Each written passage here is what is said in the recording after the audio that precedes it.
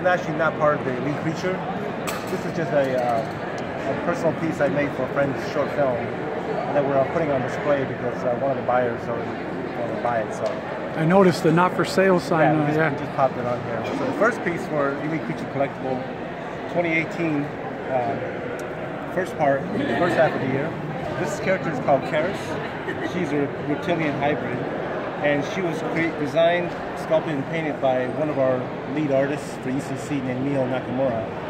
So since we've been doing ECC Presents, and our first artist was Akihito, so we're starting to branch out now and get other artists to do work for us. That's their original creations. So this is a new piece from Mio Nakamura. And there's a little story behind this character. This character actually came to her in a dream. And she's actually like a half human, half extraterrestrial scientist. And that's kind of how she looked like in her dream. So we thought it'd be interesting to, take a dream and just make it a reality. And this is actual. Yeah. Like, this is hair, hair. There's jewelry. This is all temporary. We might change some of the design later. So this is always kind of a work in progress. But these are also acrylic eyes or custom made just for this piece. Nice. And then next in the line this is our third bust from the Guyver series. And this is Lusker, who appeared in Guyver and Guyver 2 Dark Hero. And he's a very popular creature from the film. So we decided, since we've done the Guyver and Guyver Zonoid, let's start playing with putting out the monsters, the Zonoids. So this is the first Zonoid that we put out. You can see he's very imposing. He's translucent resin. He has acrylic eyes. These are all custom made. He's got a lot of detailed sculpture right into the eye as well. Yeah, like I'm not too familiar with the Guyver, but this looks amazing. I mean, that's awesome. Thank you. And then the next one is this is our license from It, and it's Pennywise the clown. And my kit is interesting because obviously it comes with a themed base, but what's kind of fun about this is that it comes with 2 different heads. I'll get that for you. And so what we decided to do is we did the kind of the gutter theme and all that kind of stuff. But what's really fun about it is that a lot of times when you get a second head, you're always wondering, well, what did I do with it? Where did I put it? If it comes with all the accessories. So we had the idea of, well, what about if we just make it so that you can store the second head right in here. So you can take this out. It's all magnet. You pop this head out, pop it in, and then you can just store it this way. And now you have 2 little scenes. You know what? I noticed going back a few pieces, your bases are becoming a little more like intricate, like with the Freddy looking down, that thing, the never-ending hole, and then the Jason, the water effect, and the life-size bust with the Freddy where you look into the hallway, stuff like that. Yeah. This is that you? Like, who comes up with these? Well, it's a combination of, I have a really creative team, and my partners are all big fans of collectibles. And so a lot of times, like, I'll come up with ideas, my shop foreman Cleve will come up with ideas, my partner Jason, George still have ideas. And we throw it on the table, like, hey, what about this idea? What about that idea? And then all of a sudden it's like, oh, you know what? That would work great for this if we convert it and tell a story. For us, the base is always, I know some people complain, oh, the base is so big or this and that, but this is our attempt to tell a story and to also make our collectible more special. Like, everybody can just buy a figure or something, but what if you can buy something that's more of a complete presentation instead of just something on a little base? That's brilliant. I think that's...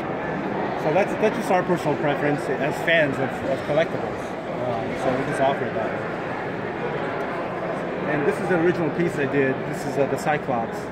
And it's I'm a huge fan of Ray Harryhausen, obviously. I did the Medusa a few years ago. And so this is the follow-up piece. This is my version of the Cyclops, influenced by Ray Harryhausen, of course, because I'm a huge Harryhausen fan. So he comes with acrylic eyes, it's translucent resin, and he also has crystal horns. They're not real crystal, but they're simulated crystals. So they're here and here, along the sides of the shoulders.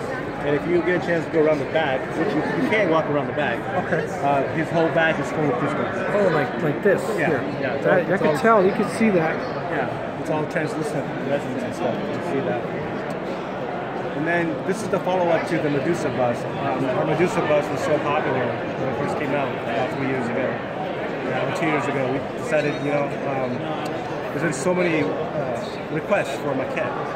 So I thought, you know what, I'll just do a maquette for this. So this is not technically 1/3 scale. We call her the elite scale, only because given her design, if we had done a real true 1/3, she would have been huge. She would have been almost equivalent to a half scale. Well, this is huge. This is big. Yeah, exactly. So this is the size we thought as big as we could make it without just going overboard. And so yeah, so this is the maquette. It only comes with one job this time because we didn't want to offer that as we didn't want the bus because it didn't look right with just a closed mouth. And what's interesting about this is that the base here is also, again, telling a story. This is a process called anamorphic, where this is actually a mirror. It's not a projection. It's a cylindrical mirror. And on the opposite side, you're seeing is a reflection of this super distorted sculpture that only you can see properly through the cylindrical mirror. So no matter how, try going up and down, right? It moves the try going side to side, you always see it. It's practically full. Yeah. So it's an actual reflection, not a projection. People are kind of freaking out. Thank you. Yeah, so. That's amazing. That's what I mean about you coming up with stuff like that with the head and this. Like For the bases. And over here, this is our life-size Pennywise bust. And again, the theme base is that we have the glowing it. If we go down and look inside, this here is a real shadow. It's not painted. It's a real shadow. So it's Georgie casting the shadow of Pennywise. Oh, I see on the wall up there. Yeah. So we worked out the logistics of that and figured that out. So this is kind of a follow-up to the theme base, like Freddy's base. Just capturing a scene from the film and then having the bust there. And you did this, or one of your partners? Oh, yeah, one of my artists, the guy named Mitch DeVane, he did the Art Freddy bust. Mitch, yeah, Mitch is one of the best sculptors in our business, and we're just very happy and honored to have him come on board and help us out again. And then this is our Freddy. We debuted this at Comic-Con last year, but this is our first time debuting it here at Monsterpalooza. He just went on sale, pre-sale as of yesterday, or the day before. So he is available for pre-sale right now. And this is utilizing the infinity mirror idea to show that this, you know, you go down the incinerator in depth of hell. The one big change we made on this to our production is that right here, the front incinerator, this actually lights up now. You see the animated light coming through. So that it completes the entire illusion. On the retail version, right? Because this one looks like it's... Yeah, that was solid. The retail version actually has lights inside behind. Nice. Full costume, metal blades. In fact, the guy who made the original costume for Nightmare on Elm Street came by yesterday. It was marveling at the costume. He was like, wow, this is really, really accurate. So it's really cool that we got that kudos from him. So you said it's okay, I can go around? Yeah, totally. Back here. Okay, I'm going to go ahead and grab that. Thank you so much. Thank you for your time. You guys can walk around too. Oh, thanks.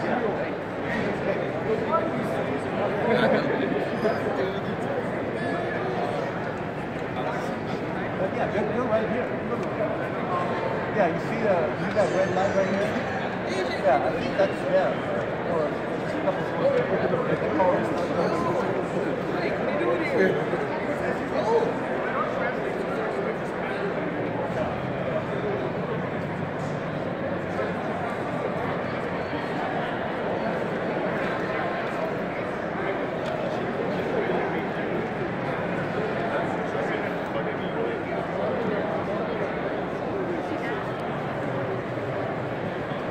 Get me in that meeting.